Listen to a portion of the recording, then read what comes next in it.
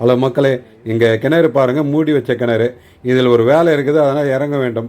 இந்த இறங்குறப்போ இந்த விஷவாயு உள்ளதா என்றது எப்படி செக் பண்ணணும்னு பார்க்கணும். அதை எப்படி செக் பண்ணலான்றதை பாருங்கள். இங்கே பாருங்கள், ஒரு பக்கெட்டிலே, சின்ன பக்கெட்டிலே ஒரு கற்பூரங்களை வைத்து அதை நம்ம எரிய வைத்து அது பக்கெட்டை உள்ளே அனுப்ப வேண்டும். எதுக்குன்னா நம்ம இந்த நெருப்பானது நம்மளுக்கு ஒரு ஆக்சிஜன் இருந்தால் தான், சுத்தமான ஆக்சிஜன் இருந்தால் தான் இந்த நெருப்பை எரியும்.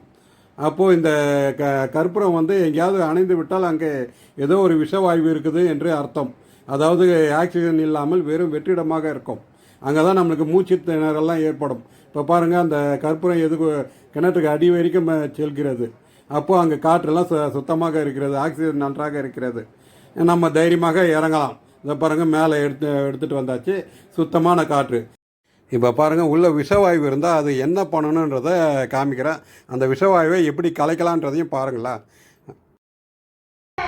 இந்த மாதிரி பக்கெட்டில் தண்ணி எடுத்துக்கின்னு பரவலாக அந்த மாதிரி அடித்தோம்னா அந்த இடத்துல அந்த கேஸு விஷவாயு கலைஞ்ச உடனே ஆக்சிஜன் உள்ளே போகும்.